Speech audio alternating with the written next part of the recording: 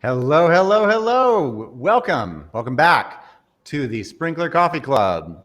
My name is Marshall Kirkpatrick. I am your host here at the Sprinklr Coffee Club. We appreciate you joining us live or recorded. And I want to encourage you to pour yourself a cup of coffee to join us for a fast-paced and fascinating conversation with our very special guest, Neal Schaffer. Neal will be joining us today to speak about his career as a speaker, a author, a professor, an entrepreneur, and so much more. Neal is one of the most knowledgeable people in the world regarding social media and its use in business, and we are so glad to have him. Thank you, Neal, for joining us today. Thank you so much, Marshall. It's an honor to be here. Well, Neal, I hope you've got a good cup of coffee and fantastic. We really appreciate your taking this time. I want to begin with a big picture question, because you're a guy who has seen a lot in the social media world, and you said something recently that I found unique and inspiring, and maybe want to ask more. And that was the following statement. You recently said, social media replaces nothing but complements everything. What did you mean by that, Neal? Yeah, so I began my career in social media really consulting, and in January it'll actually be a decade. So I've seen the entire digital and social market evolve over time, and whether it's at the beginning or even an inquiry I got yesterday, what is social media going to do to increase my sales? Or one I got yesterday was, we're starting a new app. It's going to be a Yelp for B2B companies. And how do I leverage influencers? So before we look into the social or leveraging influencers, what is it that your business does? What are your objectives? What do you think social will help you do? Because it is merely a tool, right? And more, even within social, what we began at the beginning to consider organic social is more and more turning into pay-to-play social, is turning into performance marketing, is turning into influencer marketing. And a lot of companies that went down a pure social route are now taking a step back and realizing that social is just one part of digital, right? So social, is not going to replace having a sales staff or insider sales. It's not going to replace your PR efforts, and it's not going to replace all these other mediums. If you need to be doing email marketing, you need to have a website, you need to be doing search engine optimization, search engine marketing. Social is just another component, right? That augments that. But on the other hand, social can complement everything you're doing. And I'm not just talking about marketing, obviously. Really, whether it comes to customer support, whether it comes to HR, whether it comes to leveraging social just as a big public think tank, or as a big public, user focus group, and really tap into trends, which a lot of consumer brands R&D divisions are currently doing. There's a lot of ways in which social can complement really anything as an enterprise that you want to do. So it's less about, social really, you're going to stop everything and start doing social. Even when I do these social selling trainings, there's a lot of salespeople like, well, I don't need social. And you know what? If you can hit your quota and you don't need social, if you can hit your annual income goals as a company and not need social media or digital media, that's awesome. But many more companies realize that without a social component, it's become so mainstream as a technology, not for communication because everybody's on it, but also for companies to communicate and to market, that it's really hard to be without it. But just remember, it's not the end all for everything. It is one component, and you always need to be measuring how you're doing in that one component compared to other components. And if it makes sense, if you're doing it very well, and it makes sense to replace other marketing components with social, that's great. But I think most companies realize it is really a complementary, an important, strategically critical complementary aspect of everything, and really a natural outcome of what enterprises do.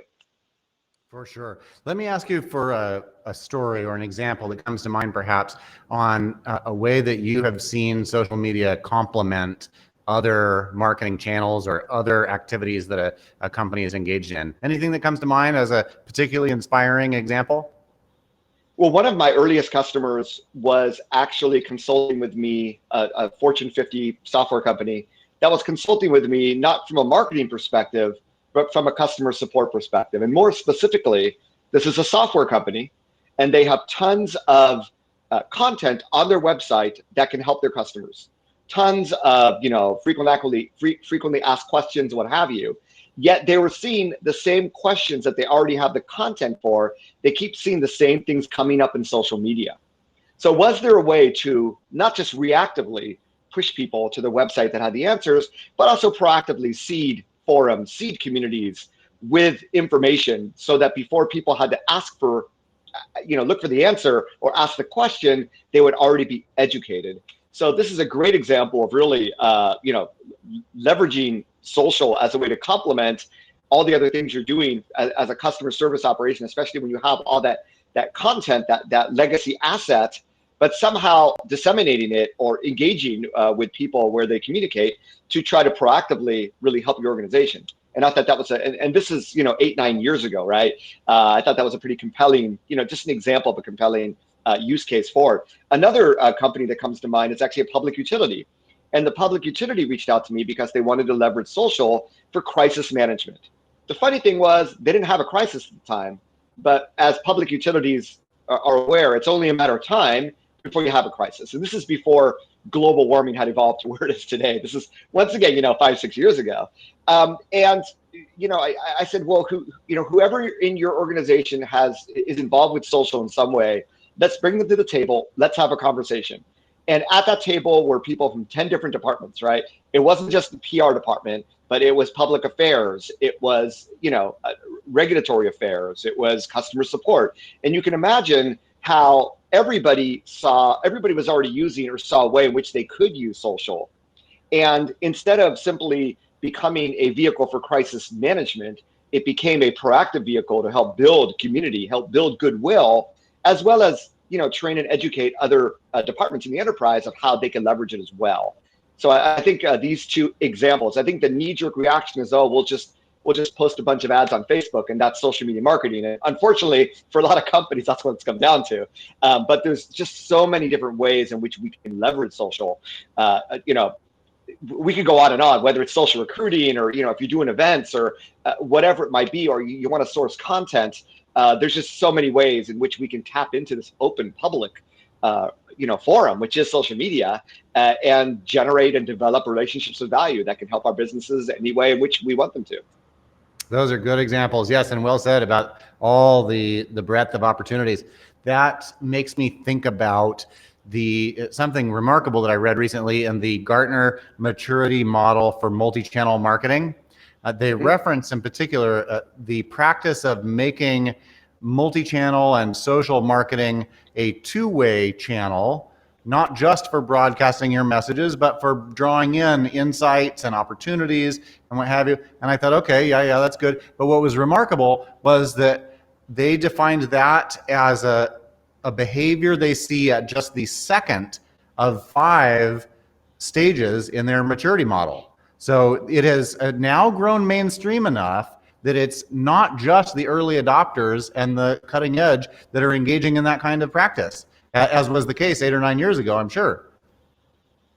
Yeah, I sort of, smiled when they say, wow, social should be used for two-way engagement, because I think this is something that you and I have been talking about for almost a decade, probably, that companies are finally able to catch up with and obviously leverage consumer trends. I mean, one of the stories I like to tell is early in my career, before social media, I actually got an offer to work as a brand manager for Procter & Gamble. Now, this is in Japan at their APAC headquarters. Many know that I lived in Japan for 15 years. And, I was going to be promoting Bounce, that product that you put in, dryers, which gas dryers were not that popular in Japan at the time, but, people were modernizing and they were buying more of that. And how do we sell more Bounce? I'm like, well, what does my job look like? They said, well, we give you a budget and you basically bring in user focus groups. You ask them lots of questions, and from that, you try to create a product marketing plan. And, fast forward where I have a friend who worked at a beverage company, and they were tapping into, the Sprinklrs and social listening tools to look at trends of, well, when people talk about chai, what were the different flavors of chai that they were talking about? And for instance, if our sales of chai latte mix are down in Florida, but we see that chai latte as a topic is actually trending in Florida, what's going on with our sales staff? What's going on with our distributors? Why are they missing out on this trend, right? And this, once again, is several years ago. So now you get to the point where obviously brands are looking to leverage that data for their own new products, what have you. But social media really is that huge focus group if you have the right mindset, right? And I know we're going to talk about influencers today, but it's the same thing. Do you engage with other people as if they are influential as a social media user, or do you see them as a programmable ad unit? When you have an employee advocacy program, do you engage with employees as the influencers that they are? If we can define nano influencer, someone having 1,000 followers, or do you still have that one-way, advertising, perspective on marketing and social media? So a lot of this really is mindset, Marshall. I think those that have been successful adopted the mindset really, really early on. And you can't tie a direct ROI to that mindset, right? But I guarantee you, should you have that mindset, you begin to see the value in many different ways that evolves from all the activities you could be doing in social. Oh, agreed. Well said. That brings to mind a statistic I read recently from McKinsey regarding mindset changes, where they said that when it came to transformation initiatives, executives that took the time to engage with the mindsets that needed to be changed found a success rate with their change initiatives of around 75%, compared to those executives that did not engage on the mindset level, for whom the studied initiatives succeeded at a 25% rate. So important. And we've been seeing that now for, as you said, a decade in social media. Yeah, when I was at Adobe Summit and the CEO of T-Mobile was tweeting on stage and saying, hey, tweet at me and I'll give you a 25% off lifetime discount.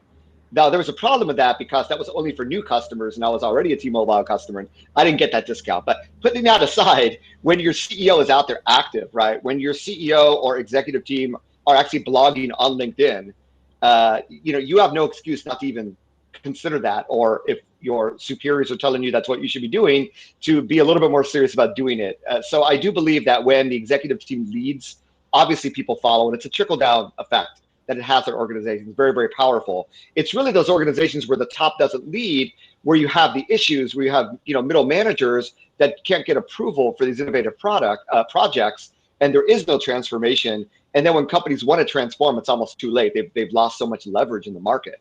So hopefully those executives, I'm sure any executive listening to this is already has that mindset. But for those that don't, you should really have introducing the show to them. Agreed. Thank you. Yes. So speaking of influence, internally, externally, that's a subject near and dear to your heart and the subject of your next forthcoming book. Can you tell us a little bit about that? Yeah. So I have actually written 3 books over the last decade. And I see a book as a way, because I'm a consultant, a speaker, educator, I see books as a way to solve problems in the market. So what are things that people are asking a lot of questions about? And early on, my last book, Maximize Your Social, which came out in 2013, it was all about how do I build a social media strategy? How do I measure social media ROI? And I think companies are already there today, but back then they really weren't. So I wrote that book. So I noticed, I'd say about 2 years ago, I used to get questions about social media ROI or about social media tools, MarTech. And I actually developed a conference for that called the Social Tools Summit, which I ran for 2 years. And more recently, I've noticed that the questions have not been about social media ROI or tools. They've really been about influencers, not just about influencer marketing, but I see a lot of marketers out there, especially a lot of young marketers that know people or that have friends of friends that are YouTubers or Instagrammers that are making a lot of money doing this online. So I have a lot of marketers in the audience that they want to know how to use influencer marketing for their business, but they also want to know how they can yield more influence and become an influencer as well.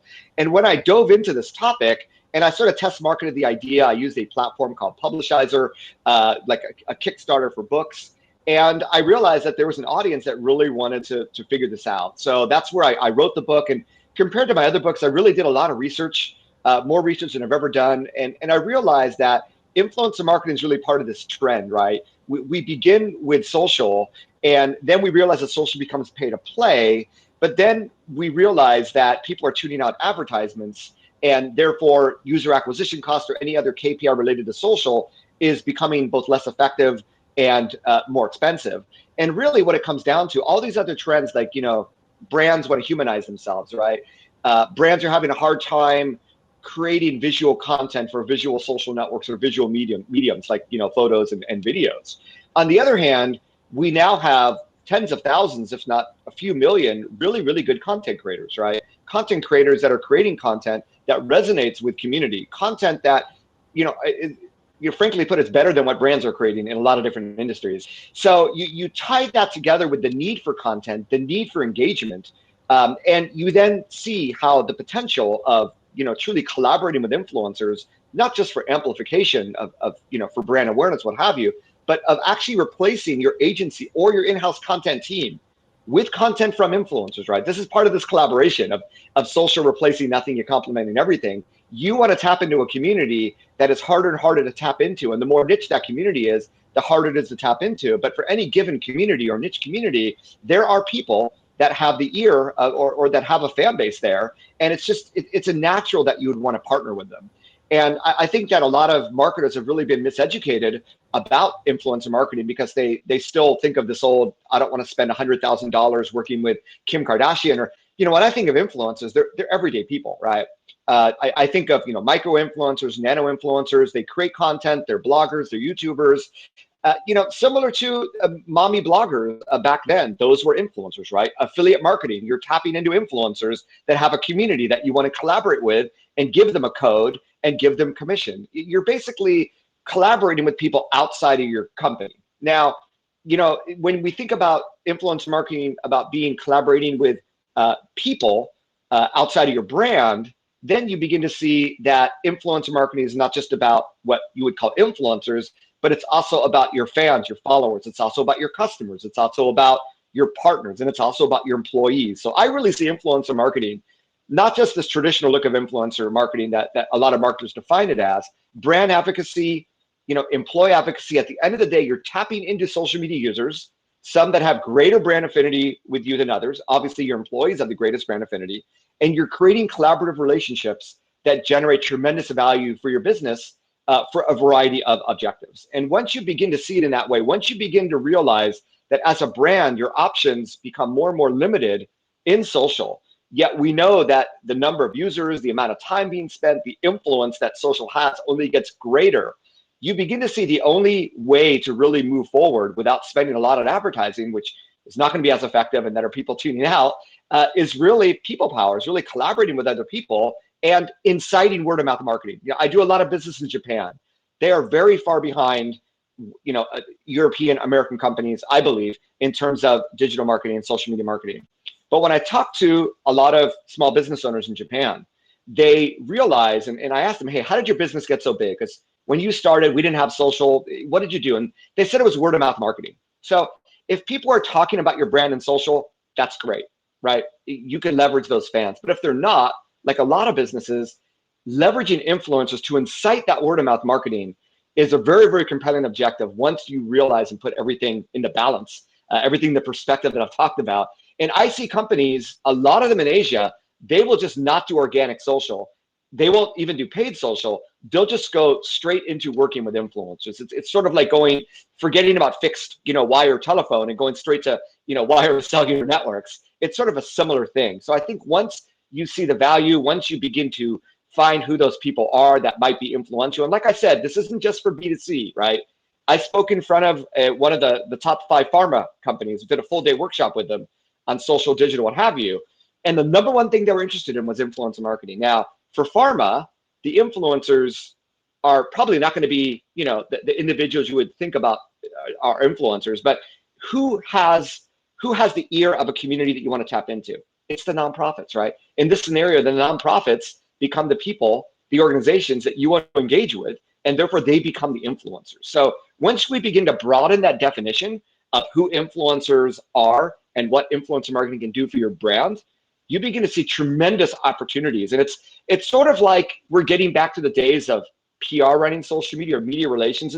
It comes down to one-on-one relationships. It comes down to creating a long-term program that says we're going to work with members of the community that are going to help us create content, help get the word out about us, whatever it might be. But it is a long-term commitment to a community and to influencing that community through collaborating with these key players over a long period of time, developing relationships. And it requires a slightly different skill set than your average digital marketer, and maybe a skill set that is more attuned to people that come from PR or media relations. In fact, if the influencers are the new media in social media or digital media, then media relations becomes influencer relations. And I think, Marshall, I know you have that title, and I've seen a lot of people with that title, especially at B2B companies, and it makes a lot of sense. I don't know where companies are putting their influencer relation people. Maybe they just outsource it to an agency. Maybe they're not there yet, but I do see that as a title that's going to be growing in importance over time. Agreed. And I like the focus that you've got on content creation too. That's something that we're seeing success with, and something that Forrester validates as well. In their most recent report on influencer marketing, they say that the most sophisticated companies are now looking to influencers not for reach, but for that all important, authentic, high quality content that's so hard to produce otherwise, and then putting paid behind it to help augment reach. Absolutely. And that's one of the things I point out in my book, is that's the best way to start, right? Don't think of influencers purely for brand amplification. Respect them as content creators, and begin there. Because, when you're on Instagram flipping through visuals, it's pretty easy to see the ads that brands have, right? Influencers truly create content that is aligned. And we can define that as that's what authenticity means. But it is aligned with the look and feel of what a social media user would expect to see coming from a person and would want to engage with. And influencers have it. Wonderful. And Neal, what's the name of your next book coming up? Oh, it's called The Age of Influence. It will be published through HarperCollins Leadership, March 17, 2020. So it's already available for pre-order on Amazon. And I'm really excited. I believe it will become this sort of influencer marketing playbook that will, give a little history, put readers in the right mindset, have a bunch of data and case studies so that anybody who wants to get more budget from this can show it to their boss, to the executive team, and really get everybody on board on the same page. So it becomes that playbook that really has never existed. And I'm excited to get it out there in the open and hopefully re-educate marketers everywhere. That's fantastic. So in the last few minutes, and we may go a couple minutes over the 30 mark, if your schedule will allow, and technology allows. I want to ask you about customer experience. So the way that you have connected employee advocacy and influencer marketing around content, I think is wonderful. Similarly, I think people are seeing employee experience and customer experience as increasingly connected concerns. But I wonder, what's the state of what's on the tip of your tongue, the front of your mind when it comes to customer experience today? So in all honesty, customer experience is something that a lot of companies don't come looking for my expertise on. However, I will say that I was recently part of an advisory board for a global marketing institute, and they did some research. I believe it was with Forbes, and they interviewed CMOs from around the globe, a variety of industries. What are your pain points? What are you wanting to invest in the most over the next 5 years? And customer experience marketing actually was number one. And that really opened my eyes to understand that it is something that's very top of mind. And I can understand why. Just, brands just have less and less control, compared to 50 years ago, where everybody was watching the same TV channels, reading the same magazines. That the world is just very, very different now.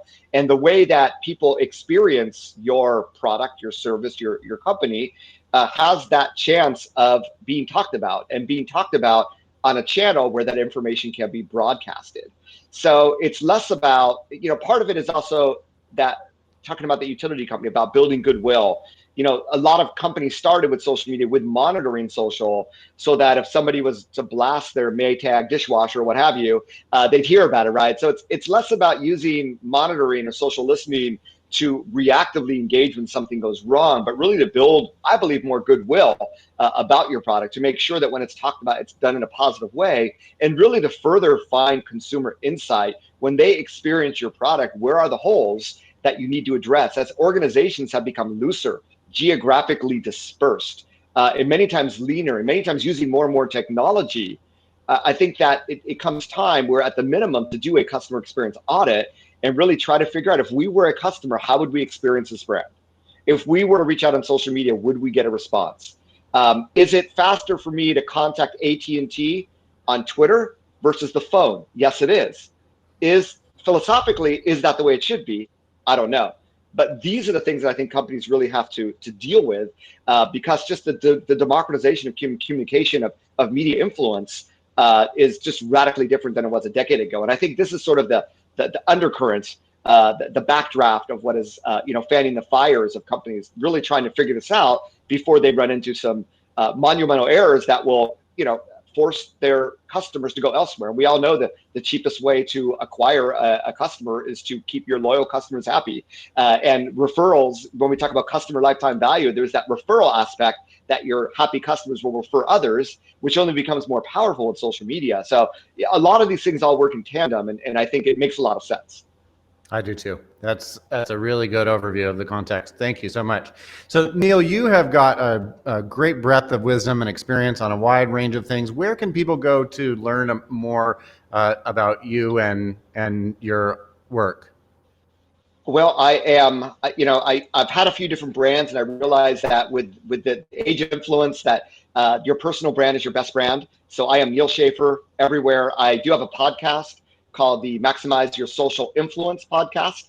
But if you search for Neal Schaffer, you'll find that. But everything else really is Neal Schaffer. And, yes, I'm on Snapchat, TikTok, not yet, but I'll be joining soon. But yeah, wherever I am. And I try to really, what I podcast about, I don't blog about.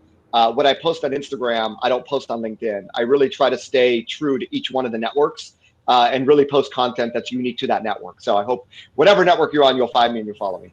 Right on. Well, I can't wait to see the TikTok version of Neal Schaffer. That sounds like fun. Thank you so much to everyone who joined us today. And Neal, extra big thanks to you. I feel smarter from this conversation. I really appreciate your time.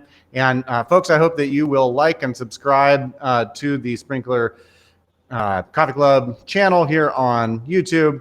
Neal, big thanks to you. And I look forward to continuing our conversation online. Thank you, Marshall. It's been awesome. And I look forward to seeing future episodes of the YouTube channel.